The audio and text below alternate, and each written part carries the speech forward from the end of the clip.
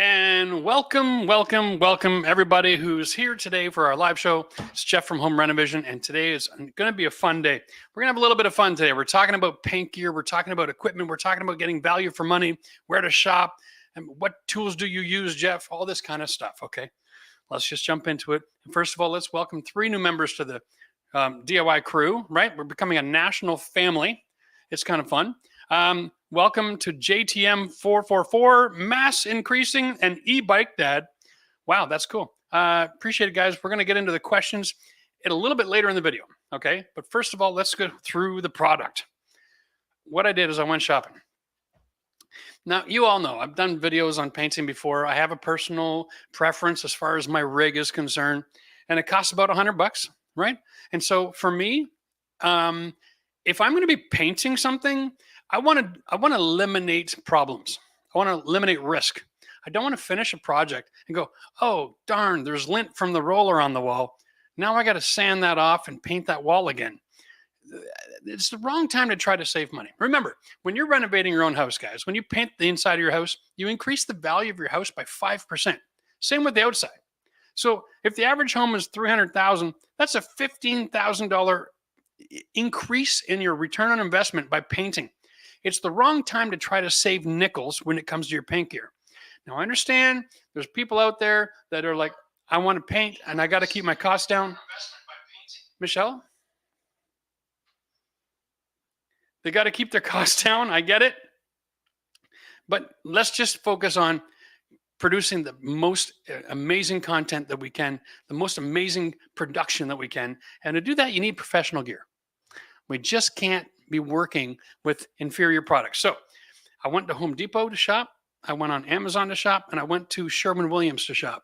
And we're going to share all the different products today, and we're going to see what is going on. Now, first of all, let's not start at the professional store because we already know the answer there. You're going to get professional stuff, right? Let's talk about my rig. My rig, I like this. I like a Sherlock pole.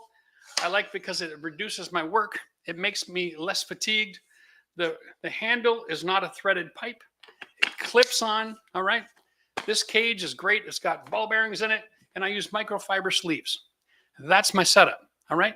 So this and a good brush runs me about $100. That's not a big deal. There's no real cost there, right? So for $100, you can have a professional rig. Now, unfortunately, the options are, let's go to the box store, okay? Because they sell some really weird things there. So I went over to Home Depot, all right? And what we found is this. They've got these different categories of quality that they're selling. They've got a good sleeve, a better sleeve. It literally says it on the package. And a premium sleeve. All 3 of these are a knit product. They're not microfiber. They're not professional grade. Right? And they're costing $3 to $5.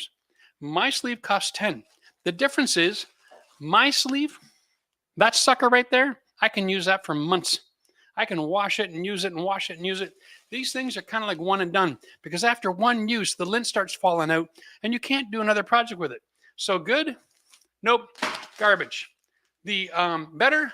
Nope. Garbage. The premium? Garbage. Don't buy it. If it's not microfiber, it's garbage. You're wasting your time. Okay? End the discussion. Why even have one? What, are you going to try to save $1? $100 a product and you want to save $1? All right. Yes, I've been painting all day. All right? And then I'm doing a live show. So this is why I'm covered.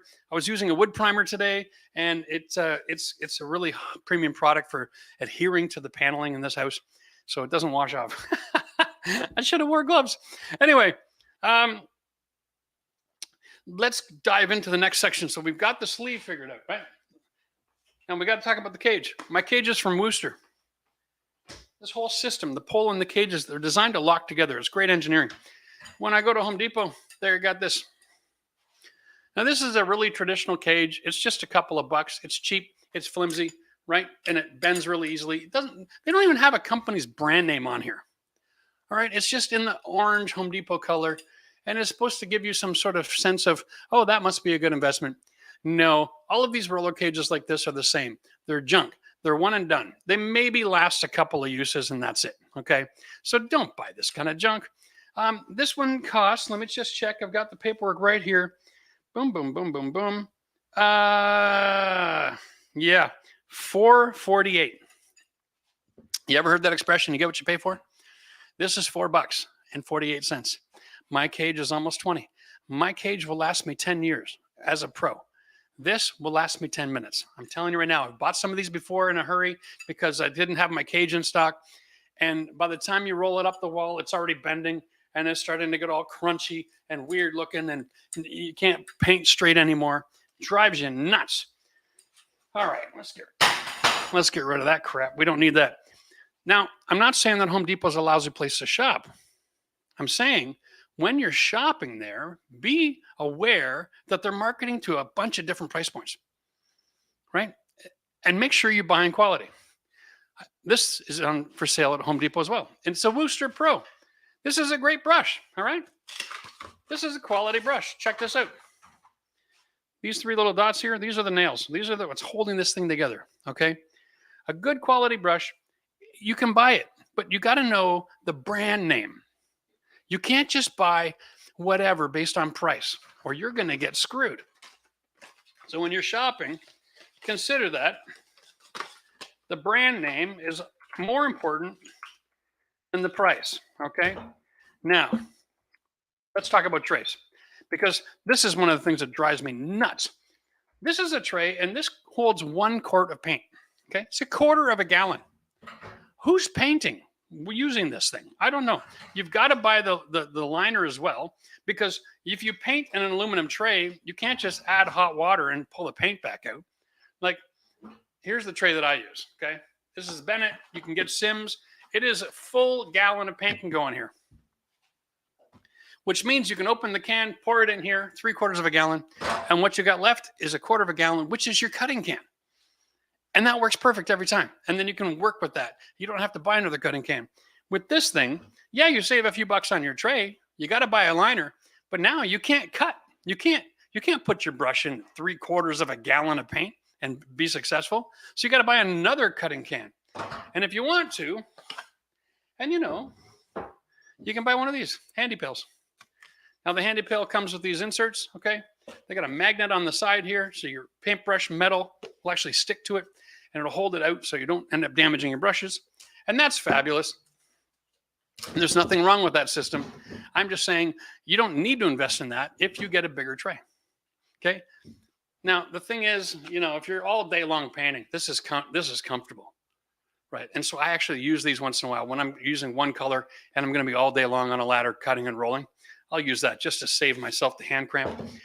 The other thing is when you're holding a can, okay, like this, to get your cutting brush out of, sometimes the little metal rod on the side will break off, and you can have a painting accident, which is no fun. So, other things you're going to need, guys, make sure you get yourself a sanding sponge, okay? Something with this sloped edges. The sloped edges are amazing because they allow you to go into the corners and without creating extra work, right? Everybody's going to need a 5-in-1, okay? This thing here opens the can, okay? This curve here is for cleaning your brush out with extra paint, all right? And this thing here, this tip, when you open up your can, you can put that on there, hit it with a hammer, punch a couple of holes in the rim so all the paint that's on the edge of your can drips back into the can. Brilliant. You're also going to need a razor blade. Make sure you get one of these. Don't buy the cheap little plastic version. Spend the extra $1. All right? Go from 3 to 4. Get yourself a metal razor blade. This will clean stickers off the windows and all that kind of junk. And it'll be a lifesaver. And you know what? When it comes right down to it, Home Depot sells all that equipment, and you can get good stuff, but they also sell junk, so you got to be careful. Wooster started in like 1851. The guy made handmade paintbrushes and sold them door to door. That's a company that's been around, right? They've learned a few things. There are companies on the market now that started in the 80s and the 90s, and they're trying to compete doing knockoff products. You just want to stay away from it. So let's go on to the Sherwin-Williams place. And everybody sells the same thing. There's contractor paint tarps, all right? These are medium weight. in most cases, they have a waterproof treatment on one side, so they're great. All right, but they're slippery on hardwood floors, so you can't use them there. Be careful. If you put a tarp on a hardwood floor and you walk on it, you'll wipe out, you'll land on your ass. I'm telling you right now, it's dangerous. All right. At the Sherwin-Williams, you're also going to find this here from 3M. 3M's a great company. They make great products. They got great chemistry. They're into adhesives and caulkings and stuff like that, right? So they make great tape. This is designed for doing masking jobs. Okay, you stretch it, you cut it, you tape it, and then the plastic pulls down, and you can seal up your project so that you can avoid overspray if you're doing paint spraying. Love me some 3M, okay? Great stuff. Remember, you don't have to buy the blue tape. If you buy the brown masking tape and you're indoors and there's no direct sunlight, it'll work just fine, and it's usually less than half the price. So don't be afraid to save a few bucks, all right? Buy the brown, and if you get a bit of sunlight and you're only going to be there for a couple of days, buy the green. You're still a couple bucks cheaper a roll. Blue is so that you can set it up, prep it, and leave it for a week in direct sunlight. That's why it's blue, to let you know. It's the most expensive, and it performs really, really well, but it's completely unnecessary in a lot of applications. So don't just go reach for blue just because you need tape. Think about your purchase, because you can save a few bucks there. Sherwin-Williams also sells this wonderful little thing, okay? And this is a strainer. And you can put this on your paint can, and you can pour your paint if it's been open for a long time and it's starting to get a skin on it. So you can remove the skin from your paint so that you're not painting chunks, okay? Chunks are bad. If you start painting a wall and you see chunks in your paint, stop, get a strainer, pour it into a brand new can. You can buy one for like $5 to $7, empty can, and you can transfer your paint and get it strained. This is actually a straining screen on the bottom. Works great, and it'll save your bacon, because then you won't have to buy a brand new can. Remember, if your paint gets dry, skin, and chunky, it's garbage. You can't paint a wall like that. You're going to have to sand it and paint it again anyway. So avoid that process. Another great company is Purdy, okay? Reason I bought this brush to bring it over here is because I wanted to show you the difference. This one's called Ultra Stiff, okay? And this one is soft. Now, they both make the same version of the other paintbrush, okay? They both make stiff and soft brushes, but there's a reason for it. A soft brush is for cutting in on your wall paint. The stiff brush is for whenever you're painting your trim, all right? Think about this. A soft brush leaves lots of paint on the wall, which is good when you're cutting. The stiff brush leaves very, very little paint. Now, when you're working with semi-gloss on your trim and your windows and your casings, less is more. You want to put as thin a layer of paint as possible to get the best end result. And you want to usually paint 2 coats, even sometimes 3. So the stiff brush gives you the best result without getting that drippy, hangy kind of look, okay? So that's the secret you need to know. And here we go, microfiber sleeves, right? This is $10. The junk I threw on the ground was $3, $4, $5. Seriously, you want to save $5 on something you're going to throw in the garbage when you're done? Now, if that's your intention, you don't want to wash your roller, then, buy a cheap roller sleeve. But you might run into trouble by the end of the job where the fiber's starting to come out and land on the wall. This stuff here, you can just give this a quick wash before you get started, spin it dry, and then you're good to go, and it will not release fibers on your wall. It's just the way it works. Microfiber rules, okay? And you can get at least 10 rolls out of this. Just got to wash it, let it dry, and then you can use it over and over and over again, and you get great bang for your buck. Now, one more thing. I want to talk about this. Okay, these radio sanders. There's a couple of different companies out there that I like. One of them is Level 360. This one is actually Hyde. Okay, this is a very basic version. Level 360 is a little more complicated, and they've got different options, and you can swap out different heads and finishes, so it's very handy. But they make great pads, and they're all interchangeable. They're all hook and loop, so don't worry about it. So if you run out of your sanding discs, they're all 9-inch. They're all hook and loop. You can interchange. Just get what you need. Don't worry about the supplier. Here's one more thing that I want to talk about, and then we're going to do a live demo. No, maybe we're not. I don't think I can do a live demo. Nah, we won't do the demo. We'll make a video. But I want to show you this. Easy Pro Texture. Okay? This is also available at Home Depot. Not always on the shelf, but on the website. All right? And this is really great. if you have a textured wall and you're from the South, you buy this little gun. It goes on your air compressor.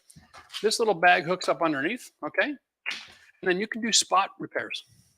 Yeah, isn't that amazing? So if somebody punches a hole in the wall, or the doorstop doesn't work and the door handle goes through the wall, you can just sand that down, patch it like regular drywall, come back, hit it with the easy texture, and then after about 5 minutes, you can do the knockdown on that sucker and paint it in like as if it never happened.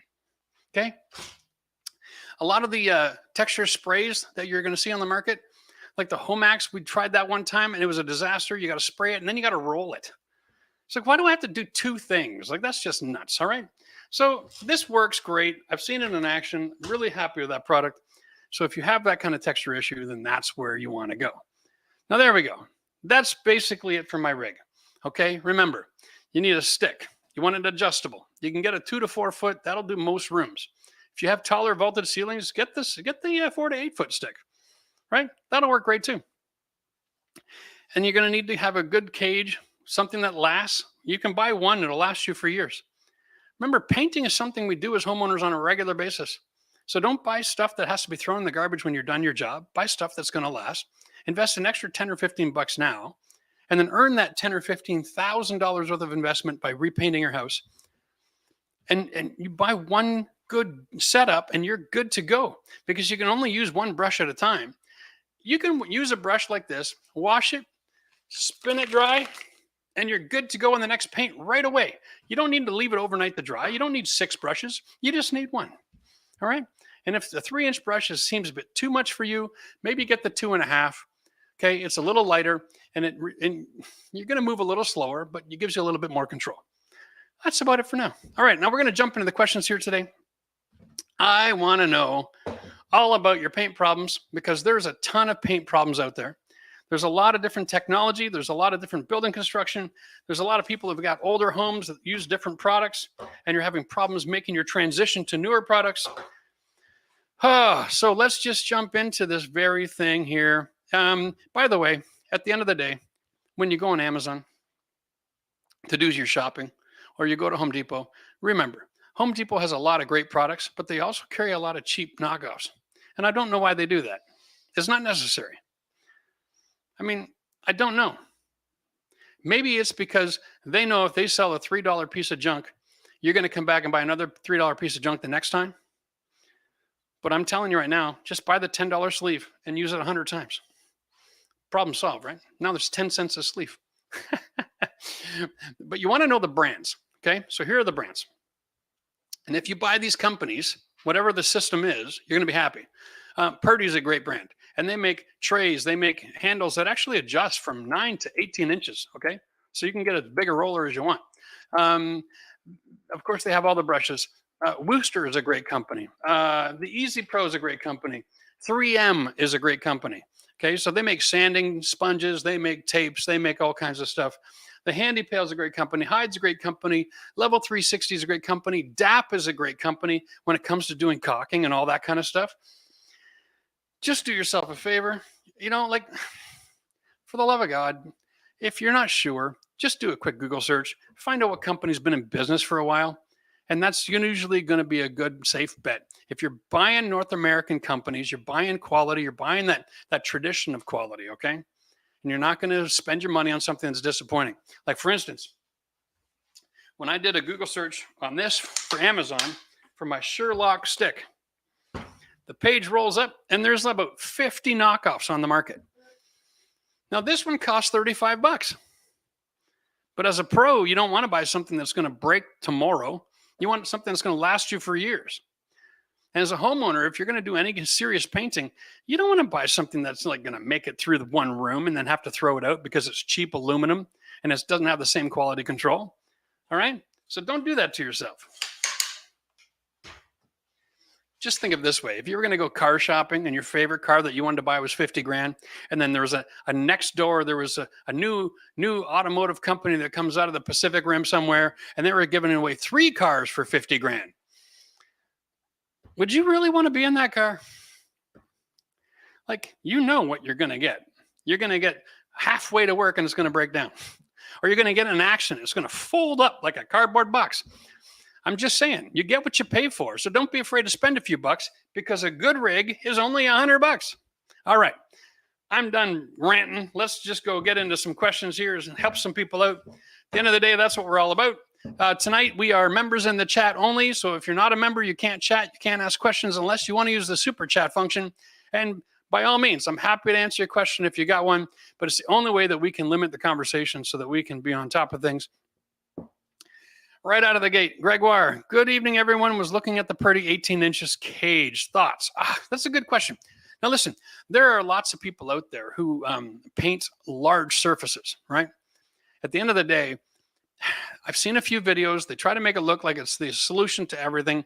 An 18-inch cage is only good on large walls. Anytime you've got windows that have only got 9 or 10 inches between the window and the wall, you can't use that cage. So what are you going to do? You're going to have two cages going? You're going to have a small one and a big one because it's going to save you 3 minutes? Do yourself a favor because you're going to have to wash both sets of gear at the end of the day. You can't save 3 minutes and then spend twice as long doing your cleanup. It makes no sense. So unless you're in the business where you're going to be using an 18 on a regular basis, like commercial spaces, right? Unless you're a pro doing big, long walls, it doesn't make any sense. If you're a homeowner, almost every wall in your house needs a 9-inch.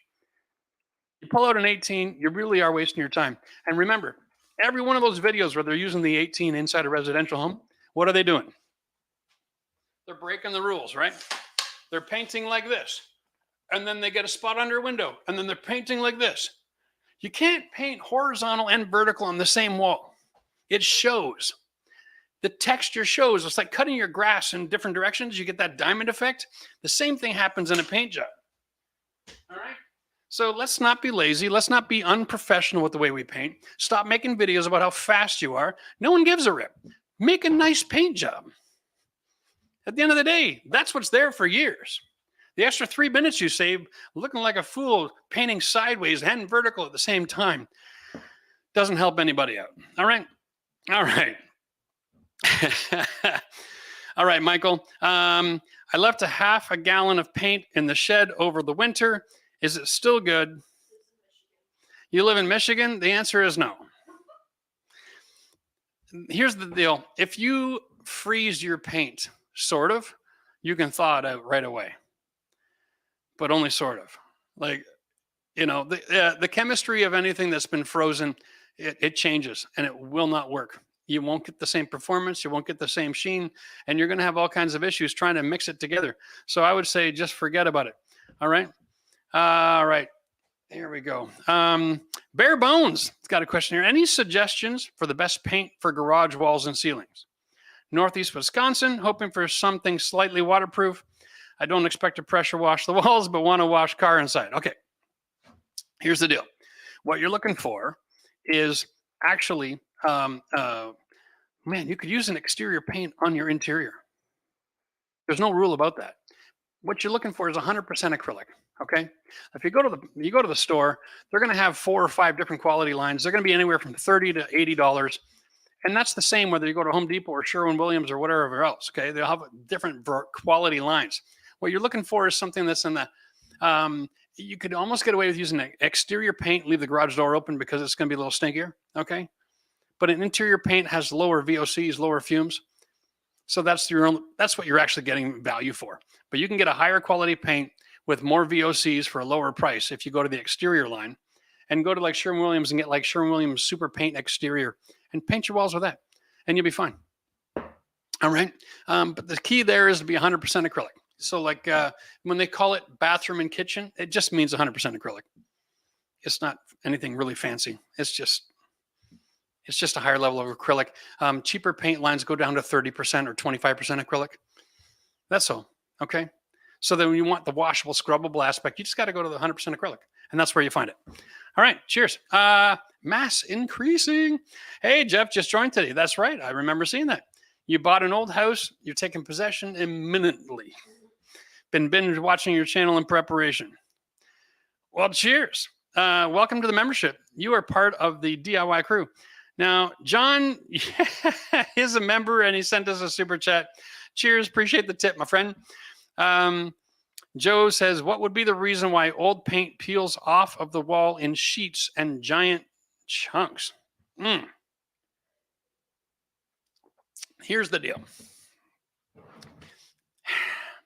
Anytime paint is peeling, it means it didn't bond. Okay. And when paint doesn't bond, it's just floating. It's just kind of like it's just kind of stuck there a little bit. All right. It's dangerous. So most of the cases when you see that happening, it's because there's oils, grease, or cigarette smoke, or you've got an oil-based paint and you put latex paint on top of it without sanding and putting a transition primer, which bonds both products together. Okay. So like that's the thing. Lots of people have painted oil-based paint walls with latex. And you know what? It'll dry in a couple of hours and you'll walk away going, it worked. Problem is, it's not really attached. And so somebody will come by and scratch it. And the next thing you know, it comes off in a whole sheet. That is maddening. All right. Now, cheers. We got another super chat here. Hefe? No question. All right. Yeah, guys, awesome. Appreciate that. That's fun. Jason Pereira's got a question. He's used an eraser on his textured ceiling to remove a pencil mark. Yep. Okay, gotcha. Now that spot is reflecting compared to the rest of the ceiling. What do I do? Do I have to paint the whole ceiling? Ceilings are a real pain in the ass. Can we just be honest? All right. There are two ceilings in the world. Ceilings that need to be touched up and ceilings that need to be touched up soon. Always something happens. The secret is this. You want to have a ceiling paint that you use that has zero acrylic. Remember the acrylic we were talking about earlier in the mixture? You want a zero. You want dead flat. Because when you have a dead flat paint and you want to do a touch-up, you don't have a different mixture, okay? How do I explain this? Here, I'll just pull this gallon over here. Let's pretend this is my paint can. I open the lid. I put my quart into my tray. And I paint my ceiling. The whole time I'm painting, the paint that's sitting in here, the acrylic is slowly seeping to the bottom because it's not a solution, it's a mixture.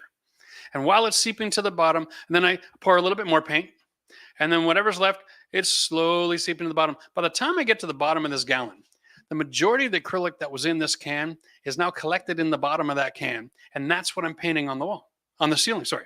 So what happens is you save that can because, ooh, I got a quart left. Yay, I'll save that for another day. And then you get a mark and you come back with your ceiling paint that you've got in storage because you're smart, you're thinking ahead. And what happens? You go and paint that, boom, and it's shinier than the rest of the ceiling. Son of a gun, it's because your ceiling paint had acrylic. Get a ceiling paint with no acrylic. And if somebody left you paint, you can try it. It may work, it may not work. It's just maddening, right? Sometimes for some stains, the best solution, if you don't want to paint the whole ceiling, is go and install an LED light. And don't even connect it to the electrical. Or put in a smoke detector that screws to the surface. It's a great way to cover up a spot on the ceiling. It doesn't have to function. It just has to get rid of the obviousness of, oh, that's a stain in my ceiling or a mark on my ceiling. But yeah, when it comes to ceiling paint, generally the only solution to a ceiling paint, any damage on the ceiling, you got to paint the entire ceiling until you get to a perimeter where you're done. And a lot of new homes are painting the entire ceiling on the main floor of the house at the same height. They don't have any bulkhead dips or anything. So it goes living room, kitchen, hall, front room. I mean, it just goes on and on and on forever, right?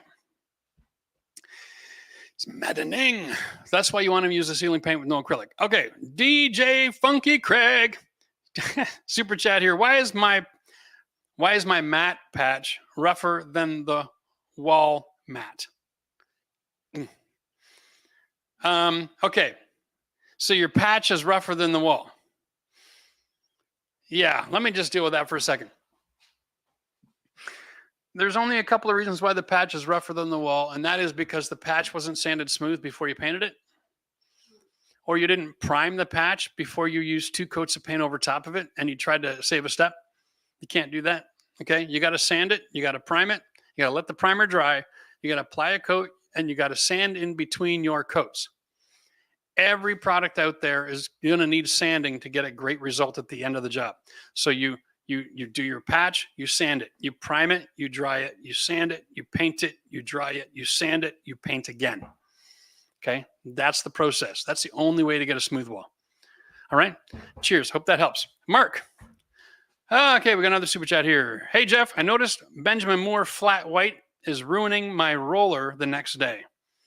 I use them, they come stiff. Do you know what's causing the problem? Thanks.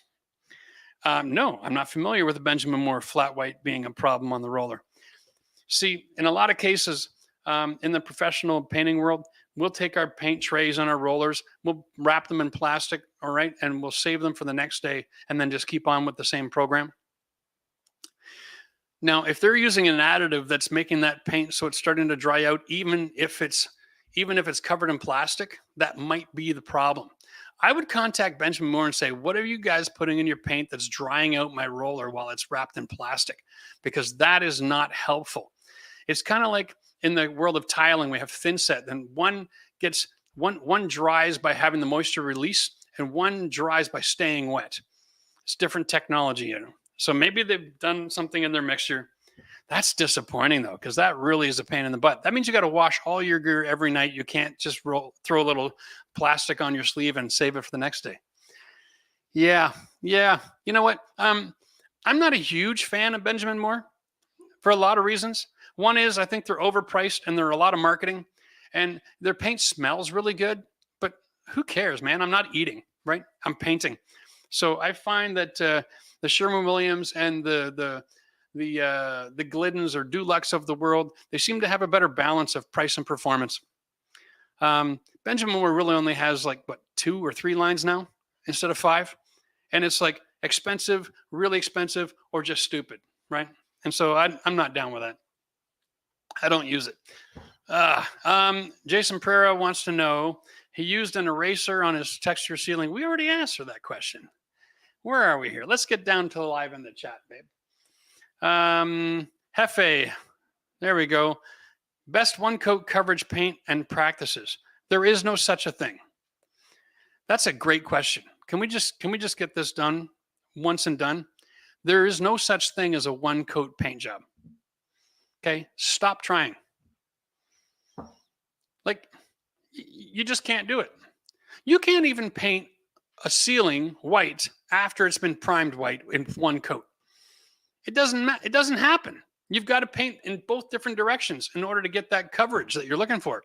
So anybody who's trying to sell you a one coat coverage paint and practices and best, forget it. The only way you can coat one coat is to spray it, and you're always going to get drips if you put it on that thick.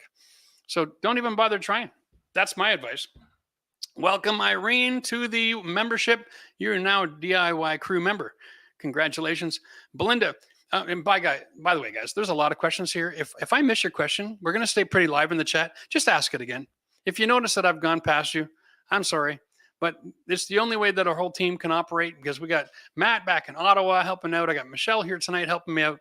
And so we can't function cohesively if we're all over the place, all right? So we're going to just try to stay live in the chat. Belinda wants to know if I'm painting over existing paint. Do I need to clean the wall with like DSP before, or can I just use the sander? Okay, this is a great question. And it's TSP, trisodium phosphate, okay? And they have a new environmental friendly version of it. I haven't tried it to see if I like it yet. I'm not a big fan of stuff like that. Why fix something that already works? But I get the reason. If it's a new paint job and you are a non-smoking home and it's not in the kitchen, you don't have to worry about it, okay? But cooking releases oils into the air, and so kitchens generally you want to wash all the time. But the rest of the house, if it's a relatively new paint job and you don't have any smokers and there's no reason, you're not lighting a million candles every night, you aren't going to have any residue on your wall that's going to interfere. So you should be fine in almost every case. The secret is this: you paint your first coat, and if you have any weird anomalies that the paint's just not sticking right, take your can of Kills, shake it up, and spray that anomaly, all right? And then brush it with your paint, let it all dry, and then do your second coat after you're done. And that's the safest way to go about it. Washing all of your walls in a lot of cases is just a great big waste of time. Okay, so we got a Dave 911 wants to know, he goes, I tried everything and couldn't get my wallpaper off the wall. You answered my question in the forum, and I have a beautiful new looking wall. Cheers. Yeah, I appreciate that, dude. Listen, at the end of the day, if people are putting wallpaper directly on drywall before they primed it and added a coat of paint, it's going to be almost impossible to take off. All right. I think the answer, Dave, was just take the vinyl face off and leave that paper there and then skim coat your wall. It's the only way you can move on, man. Sometimes you just got to skim coat and suck it up. All right, Zachary, trim prep. Here we go. Love this. I love all these questions that are relevant to the video. This is great, guys. Do I need to remove all old caulking before recaulking? Huh. Yours is from 05 and is cracked, separated, need to do 3,500 square foot house, painting floor to ceiling. Okay, no. Here's the thing. Caulking, there's really two kinds. There's caulking that works for now, and there's caulking that works forever. Okay? If you buy the cheap stuff, it's going to dry out and crack sooner or later. You're going to get the right combination of too dry or too cold or too hot or whatever. There's expansion and contraction going on, and cheap caulking can't keep up. Good caulking has a 400% expansion rate, and no house has trim that expands 400%. So it's like a guarantee, right? It's a 60-year caulking. Get the good stuff. Put the extra $2 into that tube, all right, and just go right over all your gaps and cracks. Caulking bonds to paint and caulking. So it's not an issue. Silicone doesn't bond to silicone, but the caulking is a latex base. It'll bond to other caulking and it'll bond to your paint. So you got no worries there. You can just touch it up and go. All right. Cheers, buddy. All right, Belinda, looking at the Hyde Hawk. I've got a choice between 10 and the 13. Yeah, I like 11. 13 is a little big. 13 is getting into like if you're going to be doing like plaster skim coating on walls. Okay. Or you're doing Venetian plaster. You want a bigger one. But a 10 is big enough. It'll hold lots of material, and it'll be plenty heavy enough at 10 inches. So you don't have to get any bigger than that. Cheers.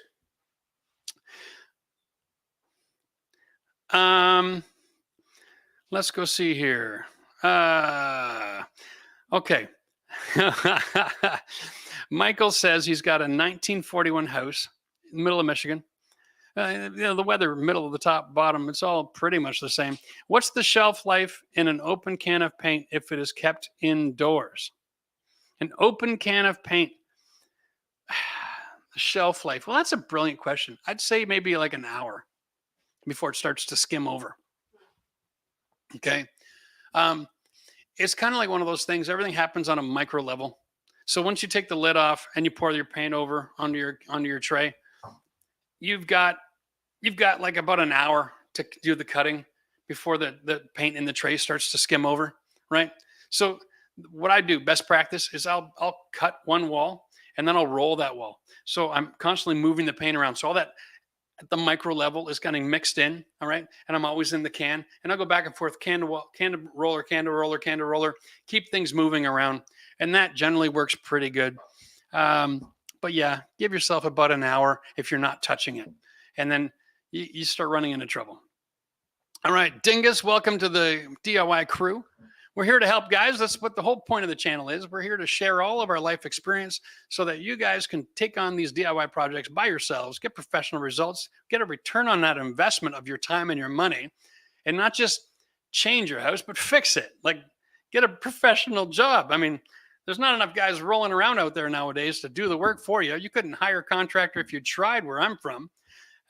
So, hey, be your own contractor. Why not? You can do it. You're educated. It's not that tricky.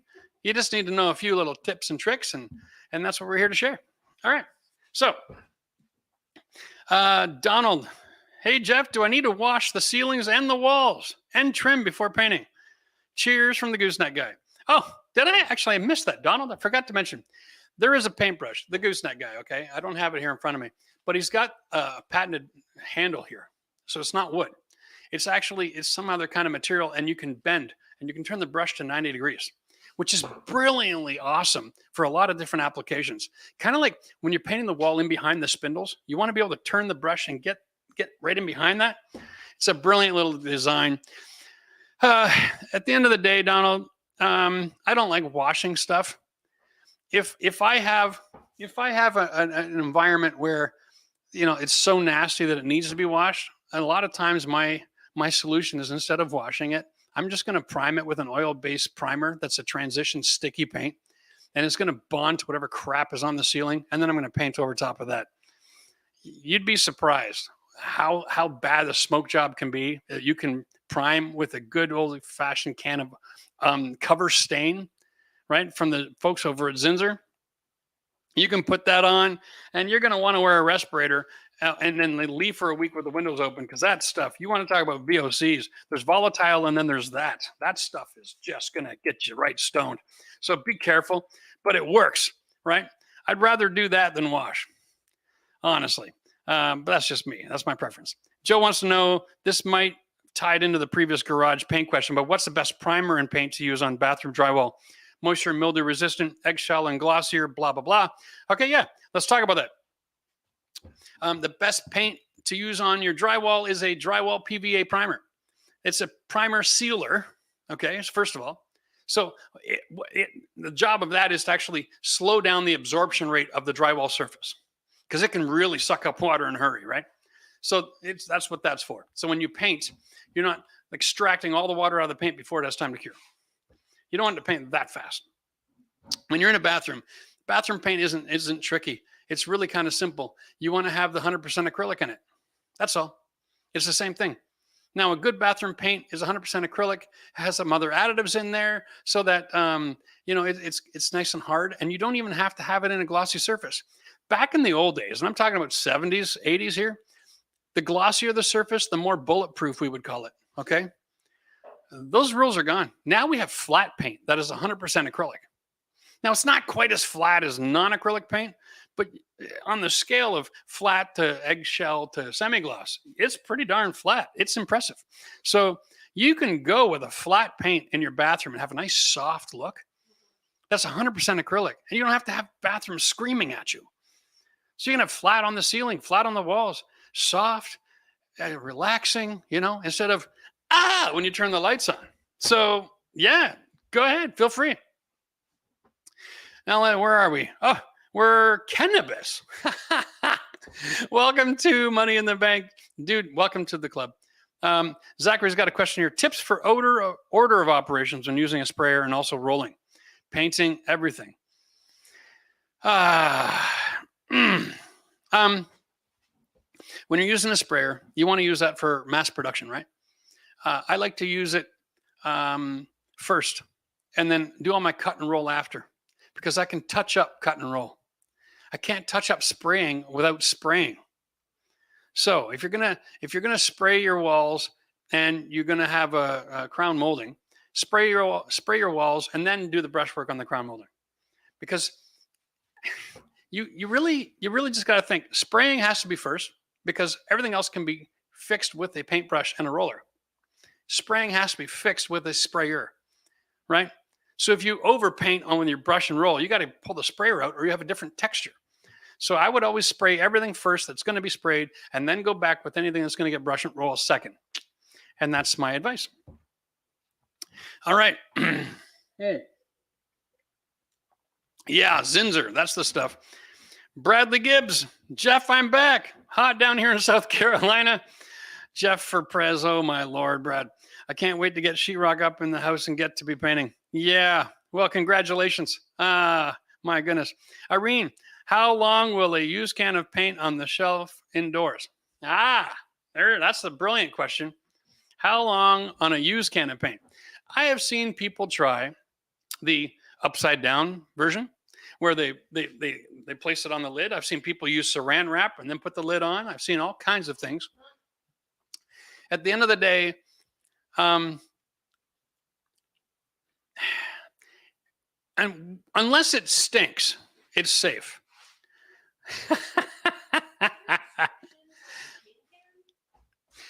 When you're trying to save paint, the best thing you can do is get it out of that big can, okay, and get yourself some mason jars and label them, all right?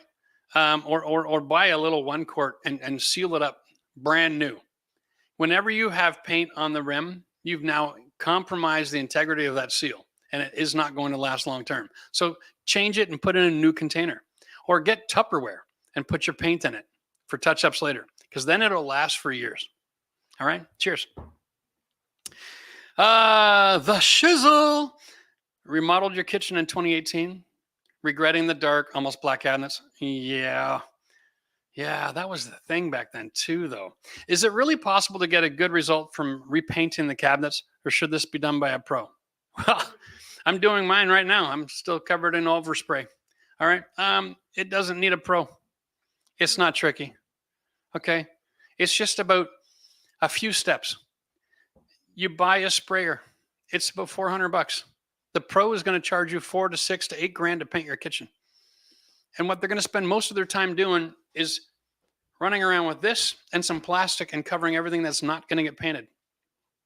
That's it. 90% of the job is the prep. And if you know how to use tape, you can do your own paint job. That's all I got to say. Watch a couple of videos online of people that are doing this project. Okay, learn from them. They've got some great tips and tricks out there. It's not tricky. Okay, the sprayer is simple. You keep it down to low pressure, so you're in low volume. And as long as you're moving before you engage the paint, you're not going to get drips. And you do a first coat. And if you have areas where you're not happy with, you leave it alone until it dries. Because then you come back and shoot it again. I don't care if it takes 3 coats of painting and drying and painting and drying before you're happy with the overall finish. Less is more when you're spraying, so you don't get drips. And if you do get drips, you come back with an orbital sander with a 220 sandpaper, and you just sand the drips down, and you give it another shot. Okay, it's not that tricky. Anybody can do it.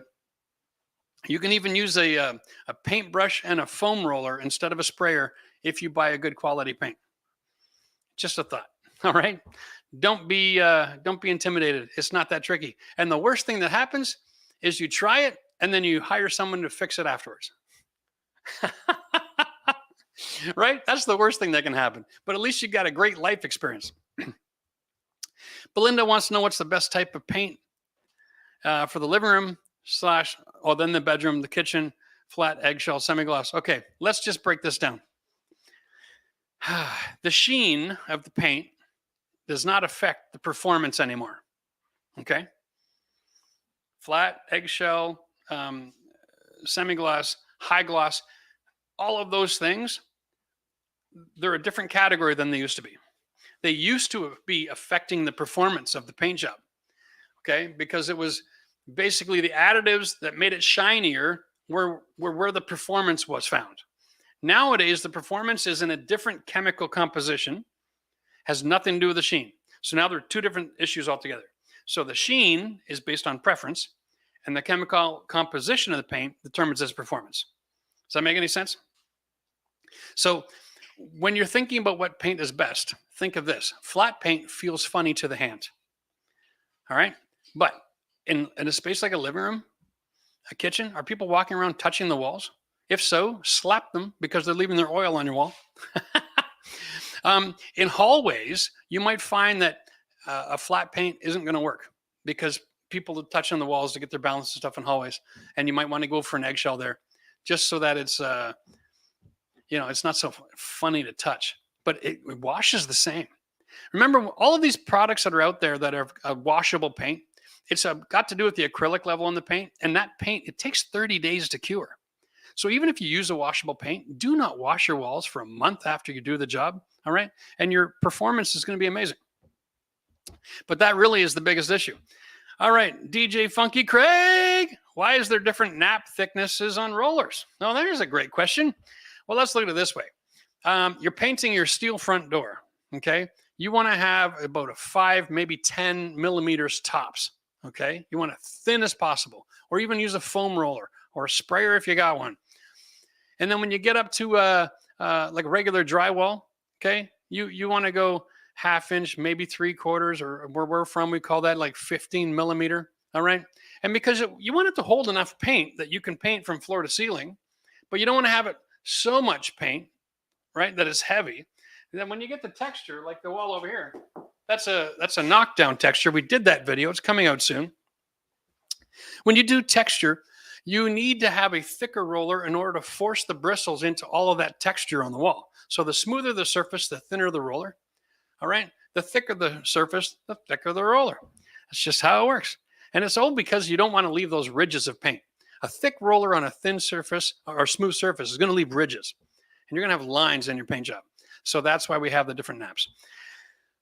Good question.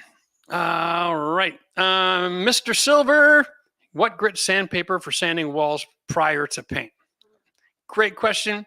I have 180 or 220. Well, depends where I'm shopping. And you can buy this in rolls. You can get it in these 9-inch hide or level 360 sanding discs, okay? It's the hook and loop, and you can buy it 220, and that works fine. And really all we're doing there is we're not trying to sand the surface to scuff up the paint so it binds, all right? That's not the issue. We're just looking for bumps on the wall that you can't see. And so whenever you sand real quick the entire wall, you'll sand a bump off of another imperfection, piece of lint or a touch-up or a nail pop or something that you didn't see. And when the paint's gone, now that bump is a different color and you see it and you know to address it. That's why you sand first, so you know what needs to be fixed. It's one of the tips. Jeffrey Roy says he's purchasing the Hyde 9-inch wall sander. Can you explain when and what grits to use? Yeah, basically it's really simple. We only use it for the purpose of knocking down the ridges, for identifying things that have to be fixed. And so that's all it is. It's 180 and you just sand. And guys, when you're using that sander, there's a little bit of sand dust left on the wall. Don't worry about it. You don't have to wash the wall. That's one of the biggest questions I get. I want you to understand it this way. When you eat a steak, all right, and the steak leaves juice on the plate, you can dip the steak in the juice. It's good. When you sand the wall and you leave dust on the wall and then you paint, you're mixing the paint into the dust. The dust are what we call solids in the paint world, okay? It's like physical chunks of material that are really, really fine that give the paint the coverage, give it the hideability on the wall, all right? So when you mix that in and you roll and then you back roll, it all blends together because paint is not a solution. It's a mixture. So you're just adding more solids to your mixture, and that's a good thing. It's never a bad thing to have more solids in your paint. The cheaper the paint, the less solids. So when you sand your wall in between coats, you're increasing your solid count, and you're actually making your paint better. But mind blown, right? Don't wash your walls. All right. Where are we here? Grit, grit, grit, grit, grit. Loving the stream and your channel from OZ. DJ Funky Craig again. All right. Ace of None has a question. Do you recommend a sprayer like Wagner Flexio? I recommend a Graco. Okay. I've used a couple of different models, the X7 and the X5 recently. The X7 is a little taller, and the X5 deals with single gallons only. It's a very homeowner friendly $400 paint machine. It is just brilliant. So, don't overthink it. There's a lot of different products on the market. Like Wagner makes a lot of these like homeowner quality paint sprayers, and some of them are plug-in, some of them are battery. There's all these different products out there. Why go cordless? Why are you paying so that you don't have to plug something in? Do you know that half the price of those tools is the power to have a battery? Like, we don't need battery powered tools for stuff like this. Like, just for the love of God, you get a paint machine and it's got a 20-foot hose on it. You don't have to be holding the half a gallon of paint in your hand while you're working. It's so much more work. And then you're paying for battery power. It's not necessary. You buy a $400 quality paint sprayer. You can paint everything in the entire world with ease. And all you're doing is holding the handle, well, shooting the wand around. It's a piece of cake. Like, don't make your life any more difficult than it needs to. Wow. All right. Bum. Where am I now? Oh, Ashok Patel. I want to paint all my internal walls, but they have some light textures. So I better to use a sprayer since sanding between coats will remove the texture. No, it won't. If you have texture and it's been painted, sanding in between coats is not going to remove the texture. What it's going to do is it's going to get rid of any lint that's stuck on the surface. And that's it. Okay, so for $220 for you, for sure. When I did this texture video, and it's coming out soon, I said I sanded in between my coats because I don't want to run the risk of any paint roller being stuck on there and then finding it a week later when the light changes in the room. Every time you paint, you have certain conditions: sunny or cloudy, fall or spring, the sun's at a different elevation than the horizon, the light changes in the room. So just because you painted it and you thought you did a great job doesn't mean it's a great job. Because, February will come along and all of a sudden you walk in the room and you go, well, when did that happen? You'll see lint all over the wall for the first time ever, just because of the angle of the light shining. That's why we don't buy cheap junk, because you can't be sure you're getting quality unless you're buying quality. All right. Wow, that's interesting. All right, Joe, have you ever gotten involved with automotive paint? Any similarities or differences with household paint that you can highlight? You know what, Joe? The only automotive paint I've ever done is I've gone down to Canadian Tire, which is a Canadian store, and I've gotten a touch-up spray kit for a couple of scratches on my car. That's all I got. And that does not make me an automotive paint expert at all. So I can't really speak to that, my friend. My thing is houses, all right? I don't even know computers. I don't even know how to use the camera I'm staring at. I know houses. And I stay in my lane, dude. It's enough to stay up to speed as much as I have to just stay there. Belinda's asking if she's planning to tile the kitchen backsplash at a later date. Can I just prime the drywall and cover with peel and stick wallpaper, or put wallpaper directly on the drywall? No, if you're going to tile your backsplash, you don't want to have any wallpaper there, because you don't want to tile to wallpaper. Okay. What you want to do is you want to prime it and then put some sort of eggshell paint on that wall. All right. So that you can peel that wallpaper off later, get it out of the way. All right. If you don't put a finished paint surface on there, then the wallpaper is going to be a miserable nightmare to remove. And yeah. And I'm not a big fan of tiling over top of wallpaper because it's vinyl. And then you got to have the right kind of cement. And then you're going to run into trouble because the adhesive isn't going to work. And if the wrong cement is used, it's not going to work. It's going to drive you nuts. Okay. Michael Elias. Cheers, buddy. You watched an old 2-hour plumbing live show video earlier, and now I have to know, where are the shirts that say 2 toilets for every butt?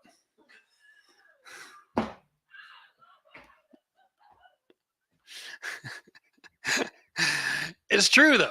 I mean, that's a bottom line. If there are 300 million people in USA, there are 600 million toilets installed at this point in time right now. There are 2 toilets for every butt. One for when you're home and one for when you're away. That's awesome. Dingus wants to know, is painting vinyl siding a waste of time and money, or is it better to be replaced? Depends where you live. We're doing a series down here, guys, on the double wide trailer. I painted the trailer. It's all vinyl. I did some repairs and patches, and I got white and yellow vinyl, and then I painted the whole darn thing. Not a problem. It's a southern climate down here in Florida where I'm working. And you only get expansion. You don't get contraction because we don't get cold weather down here. So it's not an issue. If you're up in a 4-season climate, you can run into times of the year where you get the little line showing of the old paint color. I would replace it. But down in the south, you can definitely paint. All right. Oh, my God. Andy says, just finished mudding and sanding my drywall. Do I need to clean the drywall dust off the wall before priming? Does it differ from sanded paint dust? No, that's the point. It also becomes part of the solid content of your primer. Boom. Problem solved, right? Like, doesn't that just make life simple when you understand that concept? Washing dust off the wall is counterproductive, and it takes time, and you're probably going to damage your drywall surface doing it. So don't even bother. Loving it. All right. Just picturing Jeff painting his car with a roller and a brush. Yeah, that's a possibility. Oh, that's awesome. How are we doing for time here? Oh, we're out of questions. That is awesome. We're also out of time. Thanks, everybody, for coming and joining today. If you got one more quick question, throw it in there. I'll grab it for you. I still got a sip or two left. But listen, if you enjoy stuff like this, hit the comment section up. Let me know. What other subject matter would you like to have live shows about? This kind of interaction is awesome. And more than happy to spend all kinds of time doing live shows. It seems to be a great way to answer questions right up front. And John wants to know, when are we going to get more blue shirts? I have no idea. merch has been a really big challenge for us. And I don't know. We'll see. Maybe we'll do one drop more blue shirts down the road. Appreciate everybody coming and hanging out with us tonight. Thanks for all the questions. This is going to make great content. It's going to help a lot of other people. All right, which is kind of cool. So this video is going to go live on the channel, and then we'll probably edit this down. Great content. Appreciate all your assistance in this. I wouldn't even know what questions to answer. So you guys have been a real big help in making this a success tonight. Remember, it doesn't matter where you shop. Okay? If you go to a pro store, they sell pro stuff. Great. If you go to the Home Depot, they sell pro stuff too. You just got to know what the brands to buy. And if you're shopping online, make sure you buy the brands that I said are good brands. Okay? And you're going to be just fine. And there's no way you can ever save money by buying quality tools. The only time you never save money buying cheap. You just never do. You always end up disappointed. All right? Don't disappoint yourself. Yeah, I mean, you're going to work hard. You deserve to work with quality tools. They're not even that expensive. So, spend a few bucks and enjoy it. Cheers till next time. And we'll see you next Tuesday. There we go.